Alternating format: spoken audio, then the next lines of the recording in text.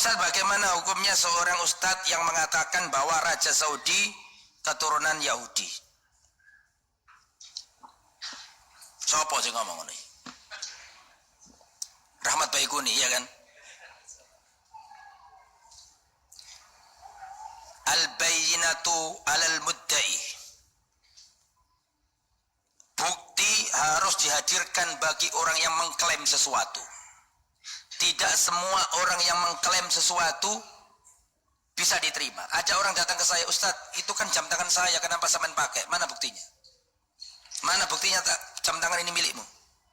Tidak semua orang yang mengklaim disetujui. Al-bayyinatu alal mudda'i.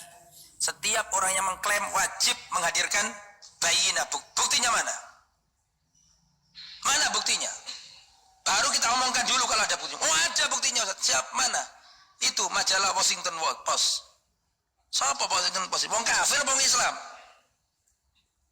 Di dalam Al-Quran saja mengatakan ya ayyuhalladzina amanu idza ja'akum fasikun binaba'in. Oke, anggaplah itu benar omonganmu. Sekarang mana majalahnya mana? Bawa sini. Buktikan dulu, ada enggak? Oh iya, itu katanya dulu. Oh, katanya jangan diomongkan. Ternyata mereka berhasil menunjukkan bukti. Ini buktinya ada nih. Oke, sekarang buktinya sudah ada. Sekarang langkah kedua. Dia orang kafir apa enggak orang Islam mereka ini? Washington Post itulah. Apa namanya, redakturnya itu Muslim apa enggak? Bukan Muslim. Faham saya? Maka berlaku kaidah ya ayyuhalladzina amanu idza ja'akum fasikun binaba'in fatabayyanu. Orang yang beriman, kalau ada orang fasik. Fasik itu belum tentu kafir loh. Paham enggak maksud saya? Idza ja'akum fasikum binaba'in fatabayyanu. Kalau ada orang fasik membawa berita, jangan percaya dulu.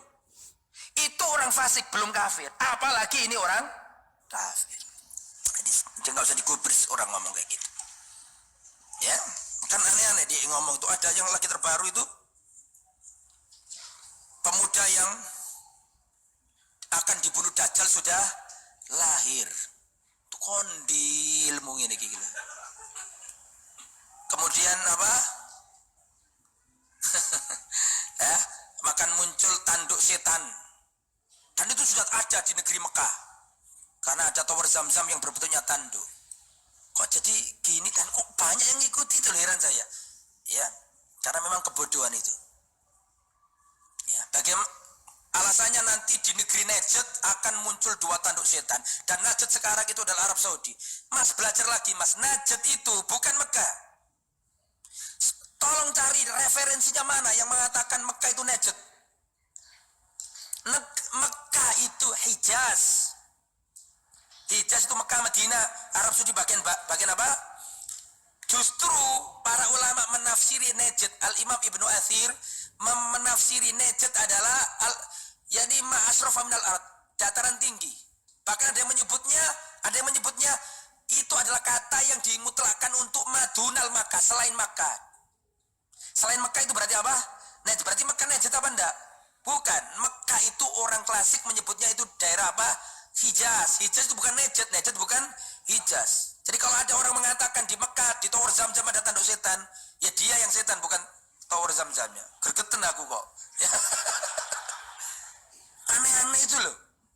Tapi yang melihat seneng gitu, kayak bener, padahal nggak bener belas. Ya, jangan diikuti ya yang kayak gitu-gitu.